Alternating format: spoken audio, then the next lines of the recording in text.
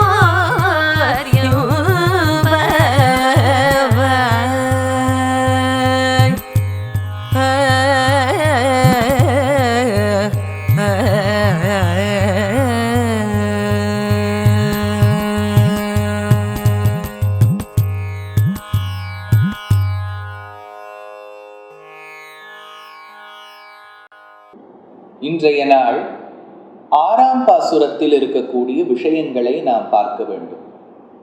இந்த 6ஆம் பாசுரம் தொடங்கி 15ஆம் பாசுரம் வரை தன்னுடைய தோழிமார்களை அழைத்து செல்ல வேண்டும் என்பது ஆண்டாளுடைய ஆசை. அதற்கு தக்கவாறு 6வது பாசுரத்தில் ஆண்டாள் சில லட்சணங்கள் சொல்றாள். அதாவது தோழிகளை அழைக்கணும்னா விடியற் காலத்தால போய் அவளை கூப்பிடணும், எழுந்துக்குங்கோ. அப்போது அந்த வீட்டில் இருக்கக்கூடிய பெண் என்னெல்லாம் கார்த்தால ஆயிடுத்தாங்கிறதுக்கு லட்சணம் கேட்போம். How's it the morning. அப்போ ஆண்டாள் சொல்லிண்டே வரணும் பதில். அப்பதான் ஆரம்பிக்கிறா, புள்ளும் சிலம்பின காண் அப்படிங்கிற ஆண்டாள். இப்போ புல் என்பது பறவையை தெரிவிக்கும். பறவைன்னு சொன்ன உடனே உங்களுக்கு ஞாபகம் வரக்கூடிய விஷயங்கள் என்ன? நீ சொல்லு Vishnu. Parrot. Very good. Andal கையில பேரட் வச்சுருக்கா. பேரட்டுங்கிறது வேதத்துக்கு ஒரு ஒரு எடுத்துக்காட்டு. அதனால வேதத்தின் சார்பாக வேதத்தின் இடத்துல ஆண்டாள் கிளிய தெரிஞ்சுருக்கா. வேற உனக்கு என்ன போயிடுது? ஈகிள். ஈகிள்னா என்ன? நம்ம சம்பிரதாயத்துல கருடன். கருடன்னா பெருமாளுக்கு என்னவா இருக்க? வாகனமா இருக்க. Very good. உனக்கு என்ன பறவை ஞாபகம் வருது? மானிஷாத பிரதிஷ்டாந்தம். ஓ, அந்த அந்த கிரௌஞ்ச பறவைகளை கொன்னது ஞாபகம். பறவைன்னா உனக்கு என்ன ஞாபகம்? மயில். ஏன்? Very good. முருகப்பெருமான் அமர்ந்திருப்பது மயில் வாகனனாய், மயில் மேல உட்கார்ந்து கிருஷ்ணர் ஞாபகத்துக்கு வருவார். உனக்கு என்ன பட்சி ஞாபகத்துக்கு வருவார்? குருவி. அந்த குருவி என்ன, அதுக்கு என்ன பெருமை?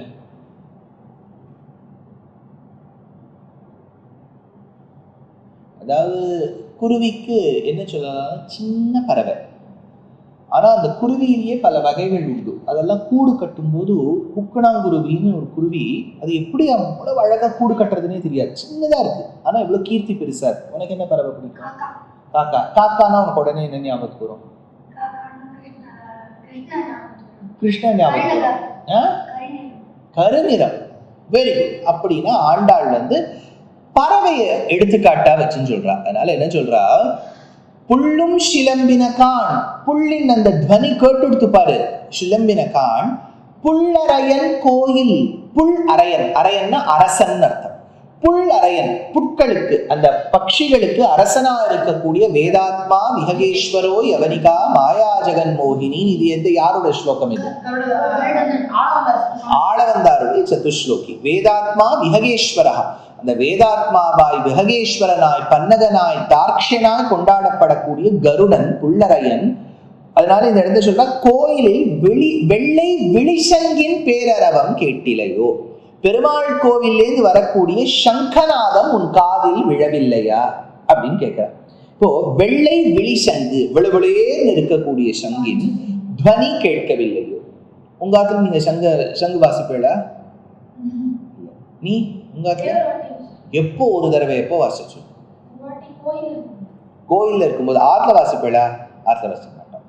ஆனா தமிழர்களுக்கு ஒரு பண்பாடு இருந்தது, கோவில்களில் சங்கநாதம் சேவிப்பது. பெங்கால் ஸ்டேட்டுக்கெல்லாம் போனேன்னா வீட்டிலேயே சங்கநாதம் இருக்கும். அதனால இந்த இடத்துல ஆண்டா சொல்றா, வெள்ளை விழிசங்கின் பேர் அரவம், அதுல இருந்து வரக்கூடிய துவனி கேட்டிலையோ, உன் காதுல விழலியா அப்படின்னு கேட்கிறா.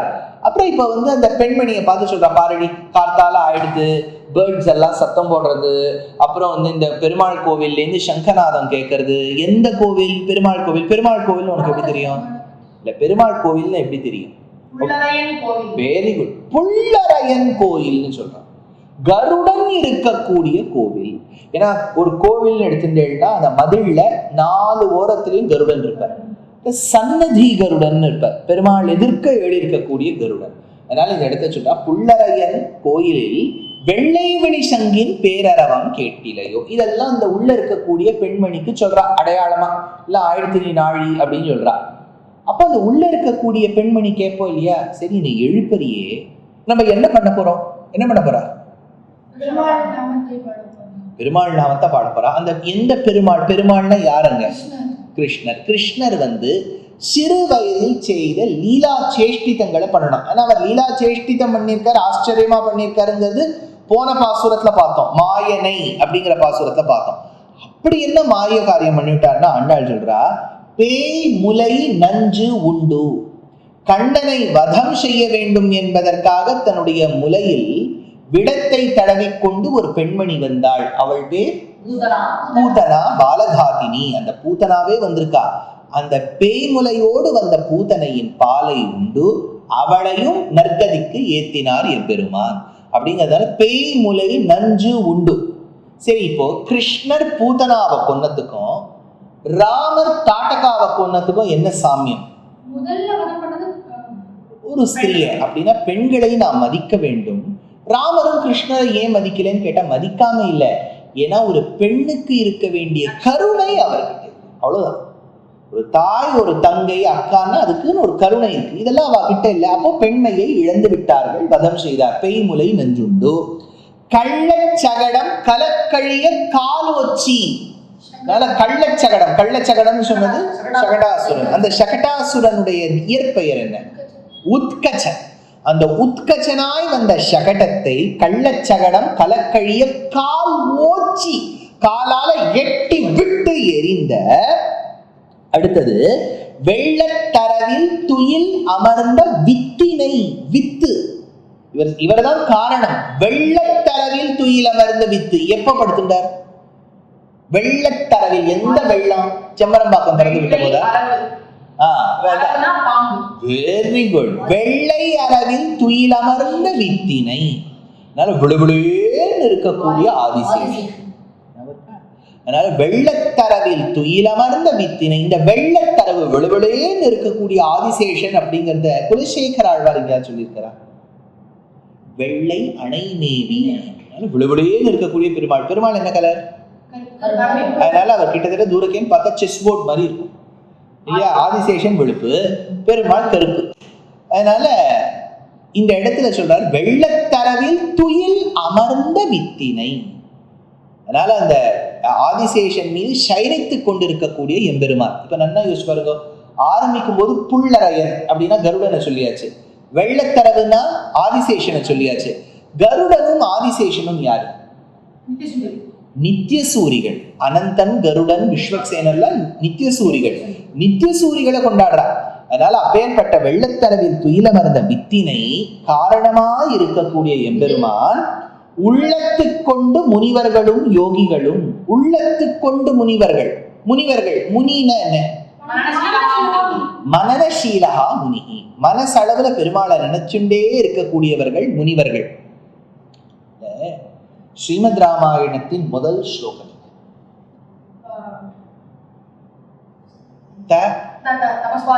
தபஸ்வாத்யாய நிரதம் தபஸ்வி வாக்விதாம்பரம் நாரதம் பரிபப்ரச்ச வால்மீகி முனிபுங்கவம். முனிவர்களில் சிரேஷ்டமாய் இருக்கக்கூடிய. அதனால அந்த முனி மனநசீலகா முனி. பெருமாளையே மனசுல நினைச்சுட்டு இருப்பா. அவ ஒரு இடத்துல அப்படியே தியானத்திலேயே இருப்பா. இன்னொன்னு உள்ளத்துக்கொண்டு முனிவர்களும் யோகிகள். யோகினா யாரு சார்? உத்தரப்பிரதேஷ்ல இருக்கார் சார் யோகி. யார் யோகி?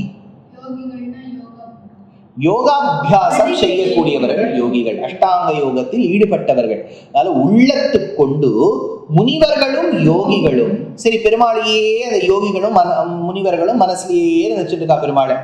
காத்தால நீங்க எழுந்துக்கும் போது எப்படி எழுந்துப்பேன்? ரோஷன் எப்படி எழுந்துப்பேன்? அப்படிதான் எழுந்துப்பியா? சும்மா நான் கேமரா வச்சிருப்போம் உங்க வீட்டுல. சும்மா நான் உபன்யாசத்தை கேட்கிறேன்னு எதுக்காக சொல்லக்கூடாது. நீ அந்த இங்கிலீஷ் ஹரிய சொல்றியா? ஹரி ஹரி ஹரி ஹரி.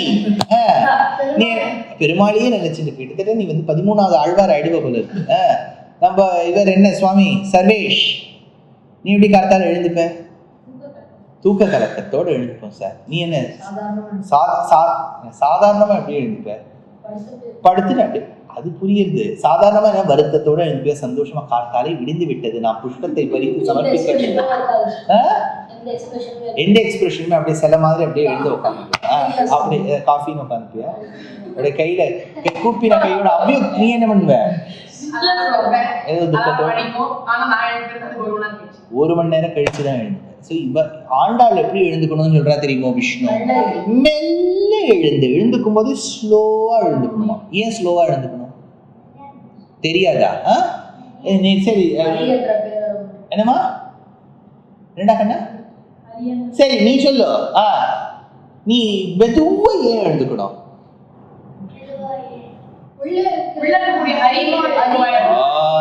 மெல்ல எழுந்து ஹரி என்ற பேரறம் உள்ள ஹரி இருக்காரு இல்லையா? ரொம்ப வேகமா எழுந்துட்டோம்னு வச்சுங்கோ, அவருக்கு ஒரே ஆட்டம், கம்பார்ட்மெண்ட் ஆடுற மாதிரி ஆடுவான்.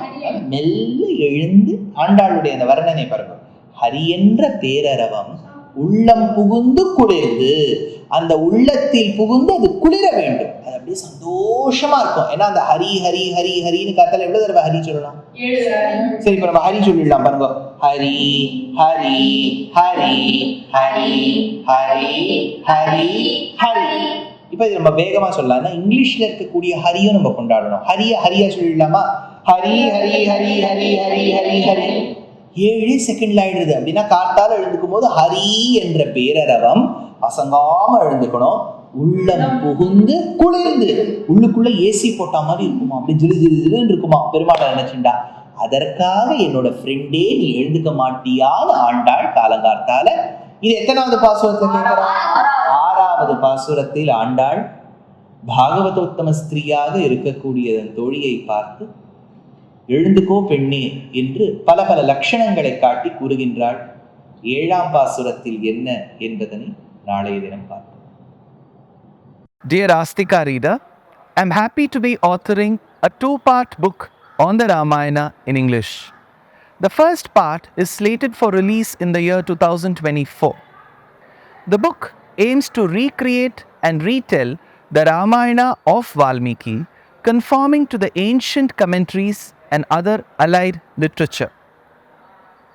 To receive notifications of the book release, kindly register with www.deshikadaya.org/books. Namaskaram.